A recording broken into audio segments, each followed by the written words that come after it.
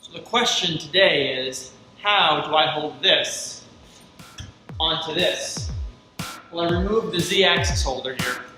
And the idea is to hold this so it bounces up against that, and you can manually adjust the height. I don't have a Z-axis. My Z-axis is a manual adjustment with what I'm going to use is a thumb screw. So the thumb screw is going to hold a piece of metal down, which is going to brace the bracket in place. I got that inspiration from the Langmuir Crossfire, and I wanted to just recreate it because it's simple, it's easy, it's very quick to adjust when you use a different thickness piece, so I just decided to go with that. So the idea here is to basically take two of these thicker pieces and cut them to this length, which I've defined as being some arbitrary distance, 50 millimeters. It's bigger than the black part here that I want to hold it to. And the reason that it's bigger is so that I can drill holes on either side of it and use it as a thread so that I can compress those two halves together. What's going to end up happening is each of these pieces is going to look something like this. And the holes are going to go right here.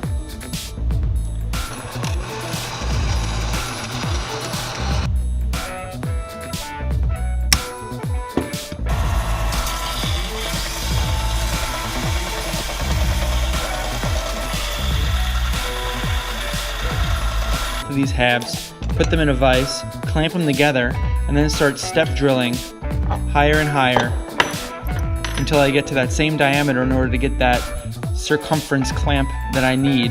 And then I'll start drilling sideways, tapping, and making sure that everything fits together.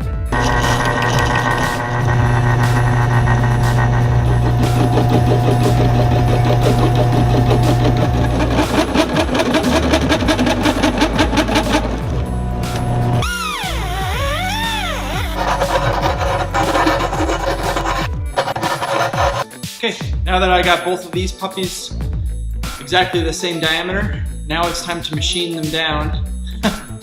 Machine, I use that term very loosely. I'm going to use a grinder and a chisel and a file in order to get these guys flat, level to my eye, and then start drilling and tapping. The idea here, these guys are going to sit like that. This guy is going to end up going like that. This guy's going to go through like that. This guy will go up there.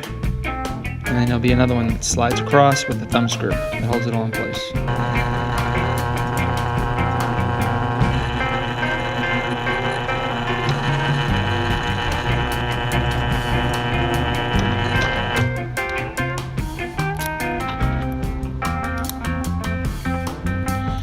Now I gotta tap these guys to match it.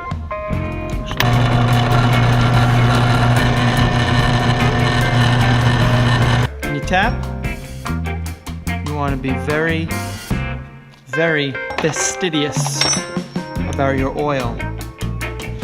When you start the tap, you want to go in very straight, put a little bit of pressure. Once you get a couple turns in, you'll see that it starts biting. Now you back it off, and it allows the chips to fall out. And you go straight again.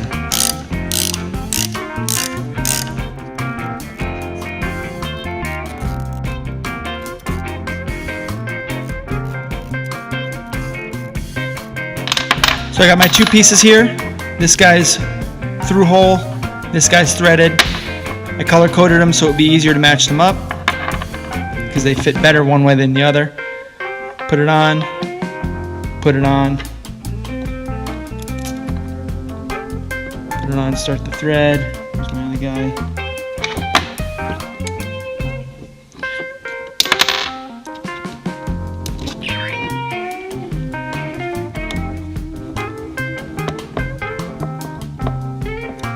Don't torque them up too tight. Now, I have my torch head holder.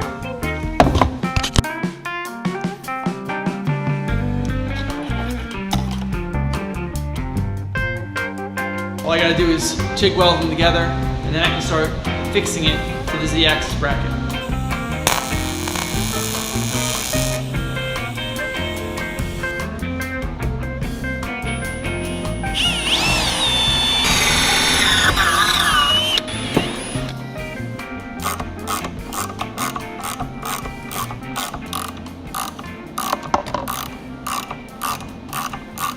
So I decided to do two of them. One of them didn't seem to really hold it, and it actually created a pivot point, so it did actually move. But having two, you can easily see it doesn't move at all. So unfortunately I have screw threads that are protruding out the back, so I gotta snip them off and then do a full reinstall, and then I'll do a quick test fit.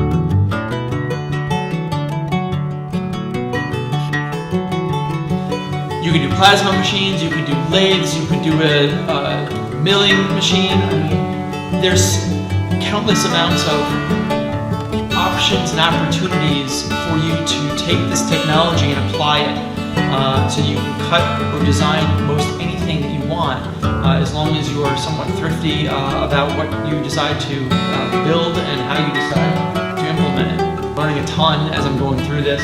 And as I'm explaining it, I'm kind of understanding it better myself. So I know it sounds a little bit counterintuitive, but it's been really helping me to be better at what I do. So keep in touch and subscribe, and don't forget to like. If you like the content of this, I will continue to produce more videos like it. Thanks a lot for watching, and have a good one, guys.